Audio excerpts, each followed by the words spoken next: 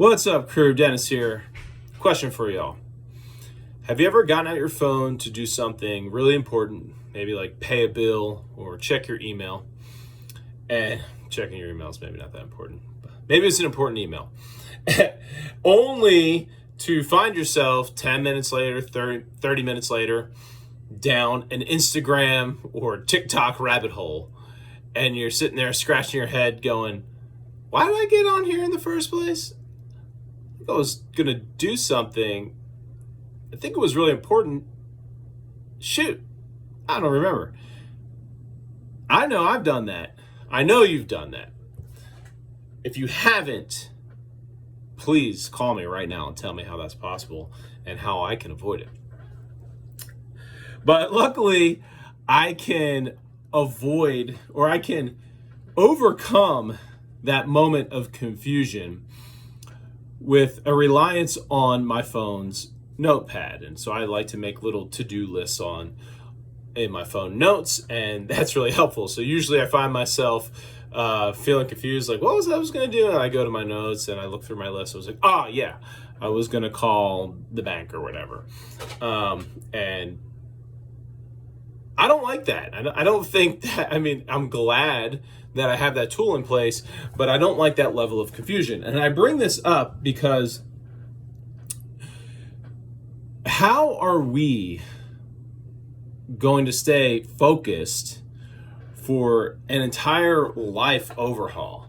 And maybe that's extreme, but people come to me and they're looking to make big change, right? If we want to lose 50 pounds or we want to run a marathon or whatever the big goal is, right? You wouldn't hire a coach unless you didn't have a big goal. Big goal usually requires some big change. And even if it's a bunch of little small things that we have to tweak throughout the day, that's big, especially under the backdrop of, how distracted we can get even trying to send an email, right? And so how are we going to stay focused on eating nutritiously, on working a new exercise program into our day, into getting a sleep routine, into things like stretching and breathing and active recovery and mindfulness and goal setting? How are we going to incorporate all these things into our day in this world of distraction? And so I thought about it and I thought, well, the notes are nice, but I want to take it a step beyond that. And I want to share with you guys the power of writing things down. And so I had this idea and I want you to start it today. It's very simple. It's very satisfying. And honestly, if you're not willing to do something this simple and really rewarding, then you're probably not that serious about making change. So what I want you all to do is make accountability cards, literal note cards that ask one simple question. Is this going to be backwards for you guys? I don't know. But it says, how will I nourish myself today? Okay, your handwriting doesn't have to be great. I'm left-handed, so when I write with ink, it smears. Very frustrating. Make your kids write right-handed. I don't know. I think I'm more creative being left-handed.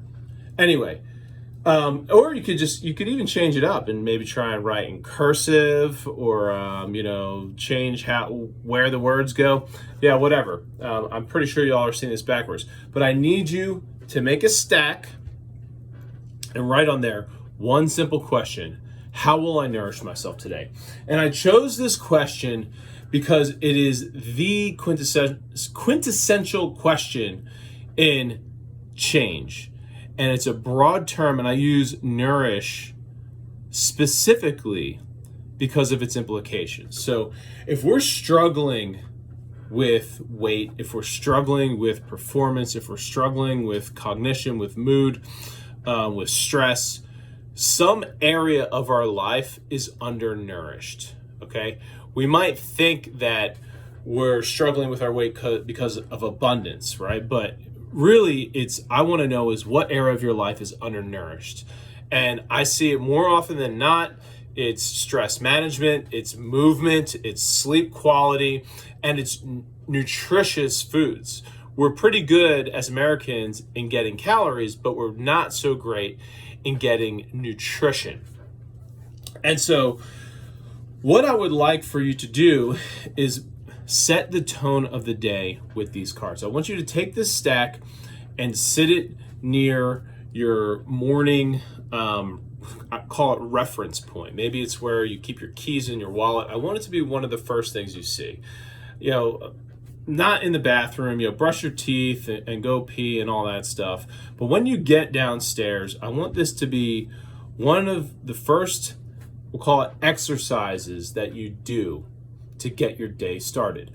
I am going to put mine next to my coffee maker because as it stands right now, talking about phones, how I go about my morning is I typically, set my phone up on the little pop socket and start watching some kind of poisonous news. I say poisonous because it's never good for me.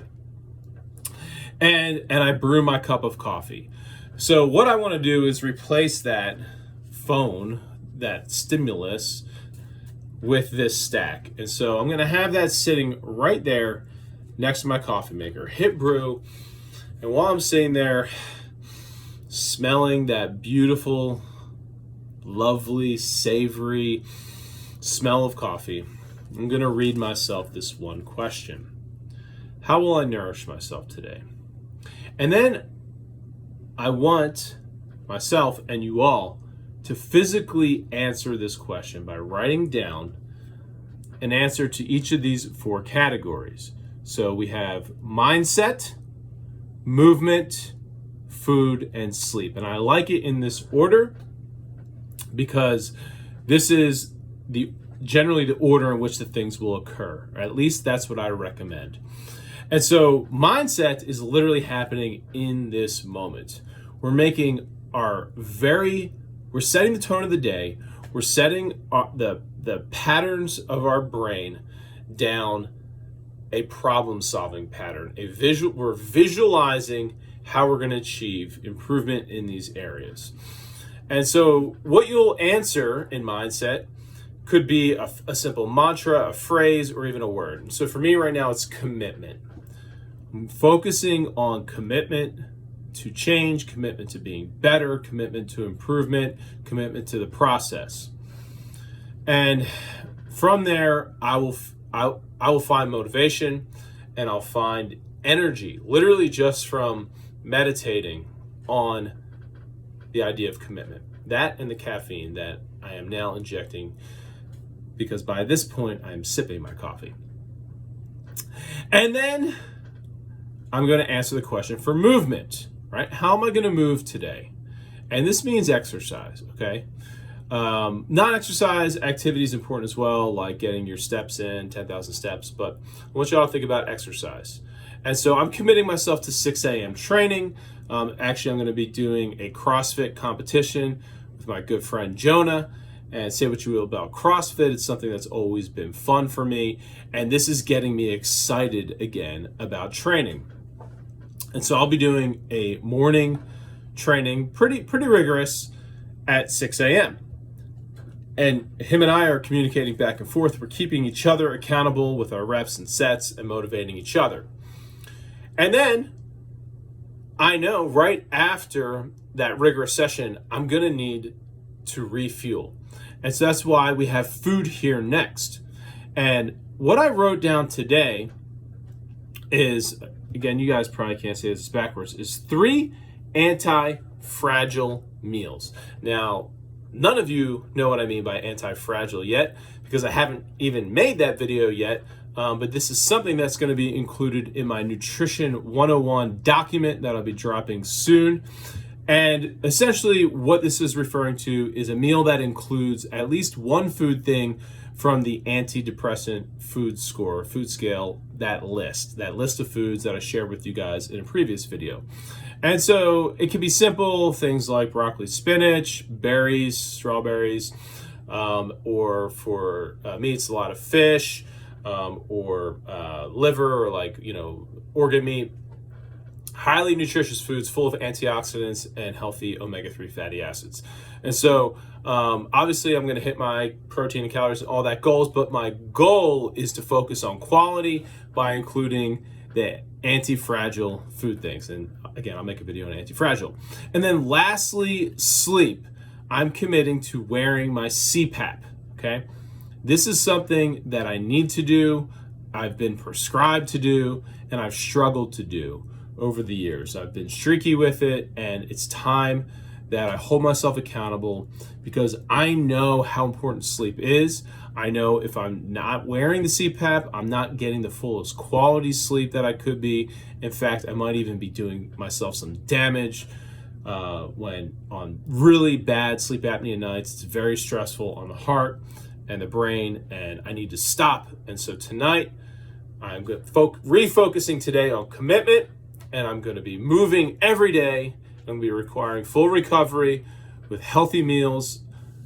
And by the way, anti-fragile. I chose anti-fragile because it goes beyond resiliency, right? The thing about the anti-fragile foods or the antidepressant foods is they're the foods that are most nutritious for your brain. You got to take care of your brain if you want your body to follow. But this goes anti-fragile. That concept goes beyond resiliency. It's the concept that it's a state or an entity like myself where stressors actually make it stronger. And I love that. And that's actually the concept of exercise. You induce a stress and you come back stronger. But that's only possible if you're nourishing yourself. And so what foods would you want to come back stronger? Well, anti-fragile foods. So that's why I chose this. And again, for another video. And then I'm going to commit to the best quality sleep possible. And my first actionable item for that is to wear my CPAP regularly. So this is how,